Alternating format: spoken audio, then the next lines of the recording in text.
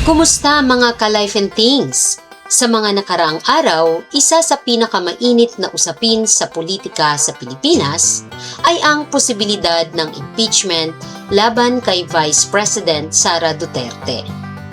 Marami ang nagtatanong, may sapat bang basihan para sa impeachment?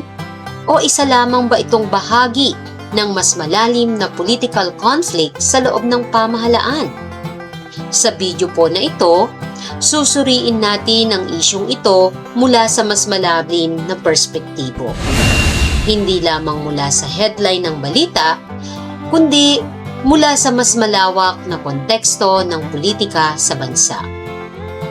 Pero bago po ang lahat, mahalagang tandaan sa anumang akusasyon sa politika, mahalaga ang due process, patas na pagsusuri at pagtingin sa magkabilang panig ng argumento. Si Vice President Sara Duterte ay isa sa pinakamakapangyarihang political figures sa bansa ngayon. Sa 2022 Philippine Presidential Election, nakakuha siya ng napakalaking boto mula sa taong bayan bilang Vice Presidente ng Pilipinas. Ang ganitong kalakas na mandato mula sa publiko ay nagpapakita na maraming Pilipino ang nagbigay ng kanilang tiwala sa kanyang kakayahan bilang leader. Kaya naman, kapag may usapin ng impeachment laban sa isang opisyal na may ganitong suporta, natural lamang na magtanong ang publiko, ano ang tunay na dahilan sa likod ng mga paratang? Ano nga ba ang impeachment? Ang impeachment ay isang proseso na ginagamit upang papanagutin ang mataas na opisyal ng gobyerno kapag may matinding paglabag sa batas o konstitusyon. Sa Pilipinas, ang prosesong ito ay nagsisimula sa House of Representatives of the Philippines. Kapag may sapat na suporta ang impeachment complaint, saka ito dinadala sa Senate of the Philippines, kung saan nagkakaroon ng trial. Sa madaling salita, hindi ito basta simpleng akusasyon lamang. Ito ay isang seryosong legal at political na proseso. Bakit target si VP Sara? Isa sa mga tanong ng maraming observers ay kung bakit si VP Sara ang naging sentro ng mga ganitong issue. Kung titingnan ang kasaysayan ng politika sa Pilipinas, kadalasan ang mga impeachment cases ay hindi lamang legal na usapin, kundi may kasamang political dynamics at power struggles.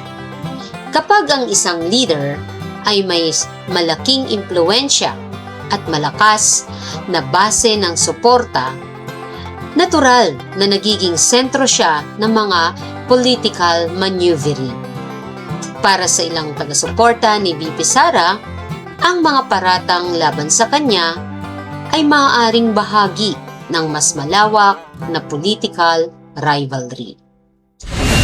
Isa sa pinakamadalas na napapansin ng mga political analyst ay ang timing ng mga kontrobersya. Sa maraming pagkakataon sa politika, ang mga investigasyon o akusasyon ay lumalabas sa mga panahong may matinding tensyon sa loob ng gobyerno. Hindi ito bago sa kasaysayan ng bansa.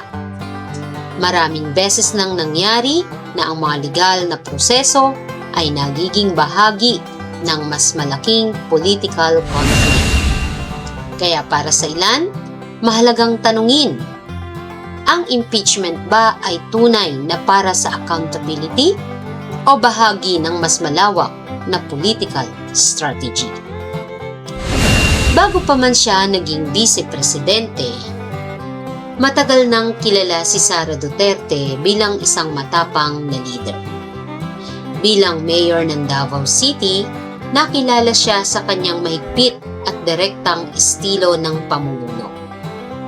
Para sa kanyang mga supporters, ito ang dahilan kung bakit siya naging popular sa maraming Filipino.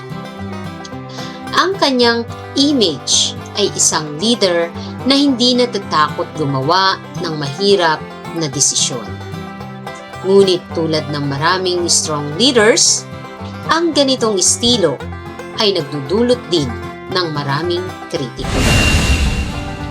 Sa panahon ngayon, napakalaki ng papel ng media at social media sa paghubog ng opinyon ng publiko. Isang balita lamang, isang video clip, o isang statement ay maaaring mabilis na kumalat at magdulot ng malawakang reaksyon mula sa publiko. Pero mahalagang tandaan na hindi lahat ng kumakalat sa social media ay kumpleto ang konteksto. Minsan, ang isang maliit na bahagi lamang ng isang pangyayari ang nagiging viral, habang ang buong detalye ay hindi na ipapakita. Kaya mahalagang maging mapanuri ang publiko sa kanyang pinanonood at pinaniniwalaan. Isa sa pinakamahalagang prinsipyo sa anumang legal na proseso ay ang presumption of innocence. Ibig sabihin, ang isang tao ay hindi dapat ituring na may kasalanan hanggat hindi ito napatutunayan sa tamang proseso ng batas.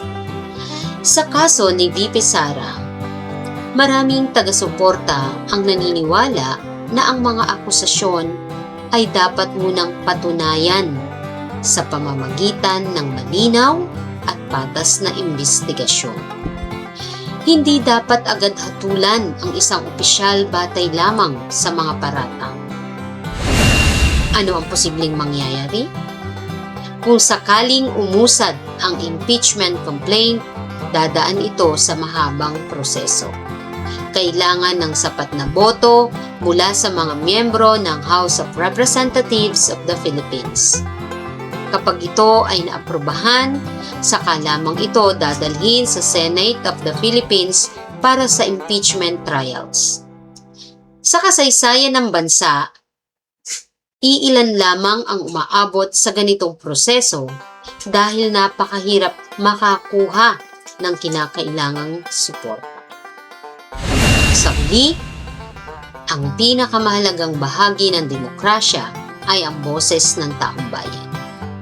Ang mga leader ng bansa ay inilalagay sa posisyon ng kapangyarihan dahil sa tiwala ng mga mamamayan.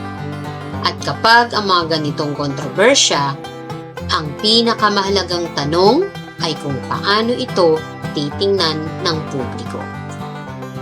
Para sa mga suporta ni VP Sara, malinaw ang kanilang paniniwala na ang mga paratang laban sa kanya ay kailangang suriing mabuti at hindi agad gawing hatol. Sa pagtatapos ng ating analisis, makikita na ang usapin ng impeachment laban kay Sara Duterte ay hindi simpleng legal na issue lamang. Ito ay kombinasyon ng politika, opinyon ng publiko, at interpretasyon ng mga pangyayari. Ang pinakamahalaga sa ganitong sitwasyon ay ang pagkakaroon ng patas na proseso at malinaw na ebidensya.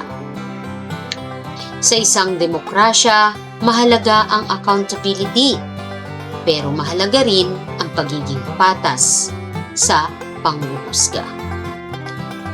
At sa huli, ang tunay na magpapasya kung ano ang mangyayari ay hindi lamang ang mga politiko sa gobyerno, kundi ang mga Pilipino mismo.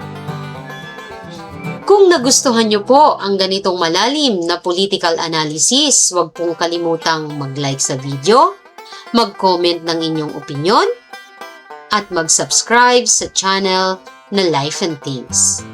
Dahil dito sa channel na ito, tinitingnan natin ang mga balita, hindi lang ang headline, kundi sa mas malalim na perspektibo. Maraming salamat po sa panonood at magkita-kita tayo sa susunod na video.